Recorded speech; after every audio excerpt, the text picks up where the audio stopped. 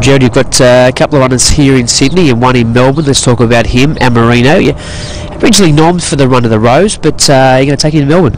Yeah, you'll go to Melbourne, Dean. We only nommed for the one of the Rose in case it was going to be a heavy 10 down there, so forecast looks to be getting better. Not them frightened of running on a rain affected ground, it's just I didn't want him to run on a real heavy track first up, but you'll go to Melbourne, and especially when Piero and Altuad look as if they're going to run here, so you've got a Melbourne run with McNeil qualities. Stephen Arnold will ride him, he rode him in the Golden Slipper for us, and he's done well. He trialled, he had a good jump out here before he trialled at Randwick, and he trialled nice at Randwick, and done well since. All been well. He'll travel down tonight, get there tomorrow and just poke around for the rest of the week.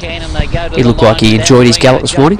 He worked nice, Corey rode him, sat back off and made on him, and worked a line strong, and he worked nice on the grass, and he has had a few gallops a Melbourne way of going, which he doesn't seem to affect him, but when the track's open here, reverse way going, I gallop a lot of horses that way, so it's not new to him, and I know it's different in a race, but he'd be stable at Caulfield and it'd be basically like his home track to him, and when he travelled up to the Gold Coast and Magic Moons, he settled in really quick, so just hoping he does the same this time.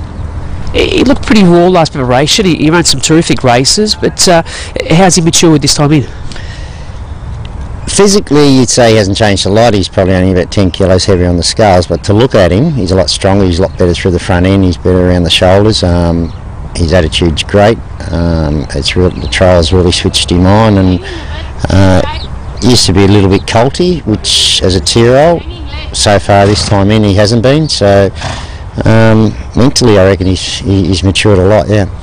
You've also got IRONSTEIN and ADNOCON going around this Saturday. ADNOCON obviously will appreciate the 1500 metres, and for IRONSTEIN it's a case of just getting a few extra kilometres into his legs. Yeah, that's right. Like with IRONSTEIN, he only had 3 weeks off after Brisbane, and he'd come back into work. He'd done really good up at Spelling in Queensland. He had come back, he still had his dapples all over him, and he trialled good on face value. Looking at him here, his trial was just, but on the clock it was very good, and he's not carrying the conditions starting off this time, and he has been other preparations, and he worked terrific this morning, and he usually takes a run or two, but he's starting off in a 1500 where he's going to probably have about 60 kilos, and then he goes straight to a mile and a quarter, so he's done the work, and he looks pretty forward, and he's well, and I expect him to win on Saturday, but I expect him to run a nice race. Where ADNOCON, he ran in 1200 at Warwick Farm 3 weeks ago. Probably he had ran the Tats Mile at Eagle Farm the week previous, his start previous, and they were just too sharp for him over 1200, but it's cleaned him out, and he's done well, worked good this morning, and back in this type of race, benchmark 90 where I think AMORINO's riding, he's only going to carry about 57, and I expect him to run well. I expect him to run well.